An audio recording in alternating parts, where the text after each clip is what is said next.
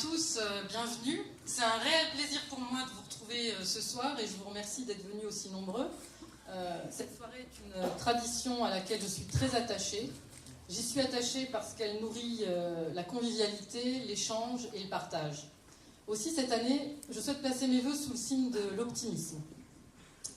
Et je voudrais imager mon propos par une réponse qu'a fait Vladimir Poutine au sujet de la situation internationale. Alors, je vois déjà vos regards interloqués, mais vous allez vite comprendre où je veux en venir. Il a expliqué que selon lui, un pessimiste boit du cognac de 50 ans d'âge et dit « ça sent la punaise de lit », alors qu'un optimiste attrape une punaise sur le mur et dit « dis donc, ça sent un peu le cognac ».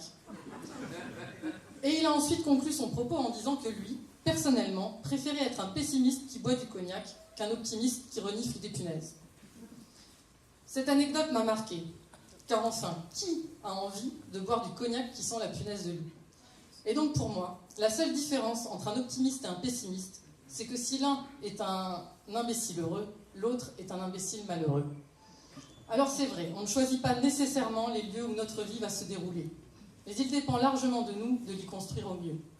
Car c'est au sein de nos villes que se tissent les solidarités du quotidien, au sein de nos écoles que se transmettent les valeurs de la République, aux quatre coins de nos rues que se construit ce si précieux vivre ensemble.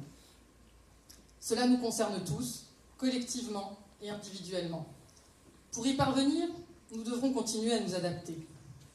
Mais s'adapter ne signifie pas faire table rase du passé, détruire ce qui fonctionne ou renoncer à ce qui fait notre singularité. S'adapter, c'est ne pas vivre ces mutations comme une contrainte, mais comme des opportunités. Et c'est cette conviction que Madame le maire pilote l'action municipale. Sous l'impulsion de Laurence, nous nous attachons à travailler en ce sens quotidiennement et des bases solides ont ainsi été posées. En 2018, nous avons écrit de nouvelles pages de notre ville, en développant de nouveaux services ou en adaptant ceux existants aux besoins des Laxoviens d'aujourd'hui. Ainsi, nous avons créé un accueil le mercredi pour tous les enfants de 3 à 12 ans. Nous l'avons complété d'un service de restauration collective, ce qui facilite grandement la prise en charge des enfants, notamment pour les parents qui travaillent. Après des discussions abouties avec la CAF, nous avons pu réouvrir en septembre dernier la halte garderie aux provinces en journée continue, y compris à l'heure du déjeuner, service qu'on ne pouvait plus offrir depuis 2011.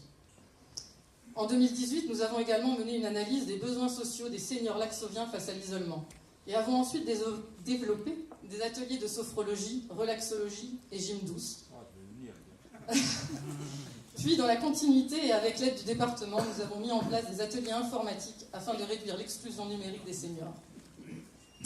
En fin d'année, nous avons voulu développer la démocratie participative à l'Axou en vous proposant à tous de participer à notre premier budget concerté. Mais là, je ne m'y attarderai pas, car Madame le maire reviendra plus en détail sur ce projet innovant pour lequel les services et moi-même avons pris vraiment beaucoup de plaisir à travailler. Nous avons également poursuivi notre plan de patrimoine. Nous avons par exemple mené à son terme la réfection et la mise aux normes pour les personnes à mobilité réduite du groupe scolaire Émile Zola, du monument aux morts, du cimetière de l'égalité et de la salle Monta. Nous avons refait intégralement la toiture de la Gloriette au cœur du complexe Gaston-Lozia et nous avons ravalé la façade de l'école primaire, du gymnase Pergaud et de la salle Pergaud. Enfin, autre nouveauté, 2018, dans le cadre d'une mise en concurrence commune avec la métropole, la commune alimente désormais tous ses bâtiments communaux en électricité verte. Par ailleurs, si en 2017, l'Axou a été reconnue commune nature zéro pesticide et obtenu ainsi le label 3 libellules, en 2018, la ville a confirmé ses 3 fleurs dans le cadre des villes et villages fleuris.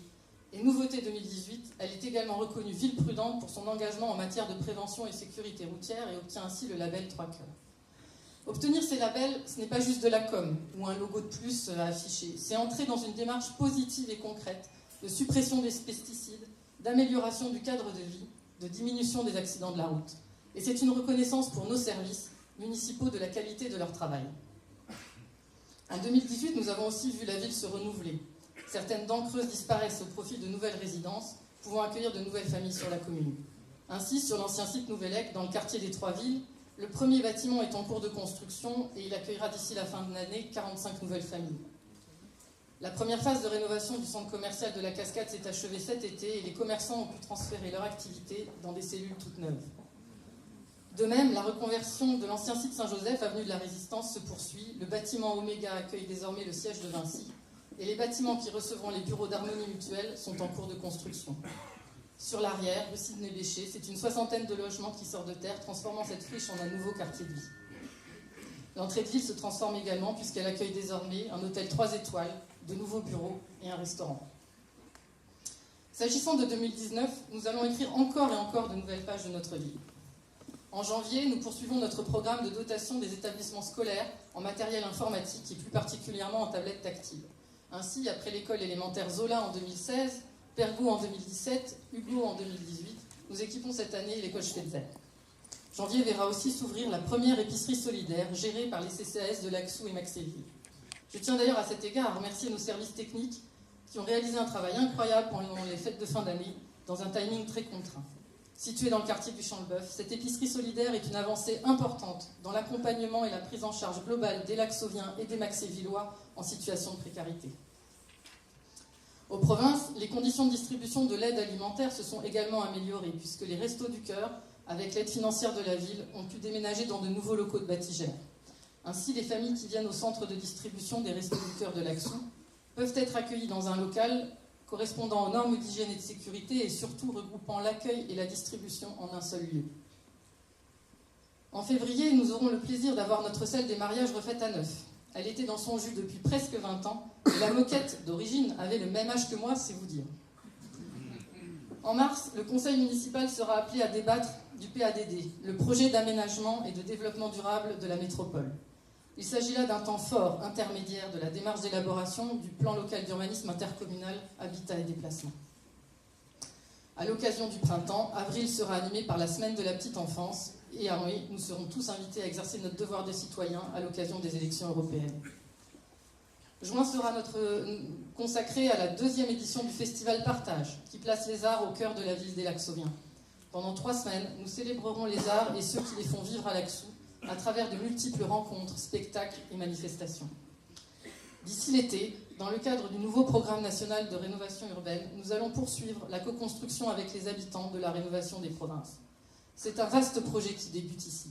Il va s'étaler sur plusieurs années, avec de nombreux partenaires, l'État, l'ANRU en premier lieu, la métropole, le département, la région et les bailleurs, bien évidemment, avec tous pour unique objectif d'améliorer la qualité de vie des habitants.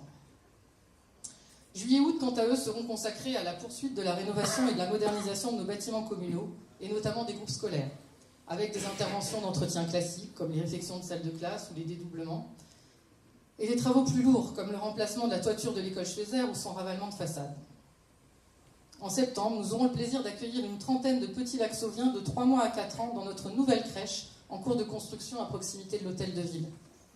L'automne sera marqué par l'ouverture de la 7e édition d'En dehors des sentiers battus, grand moment de rassemblement des Laxoviens.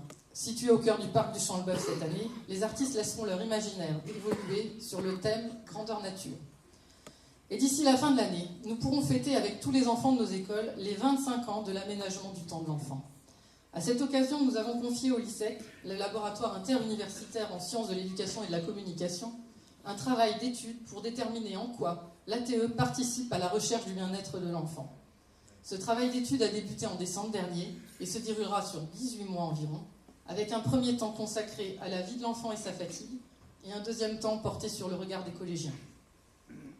Mesdames et messieurs, chers collègues, j'ai probablement accaparé la parole un peu trop longtemps, mais il m'était difficile de faire plus court, tant Laxou reste une ville profondément humaine, porteuse d'exigences, de générosité et de solidarité, en direction de tous les habitants et les usagers.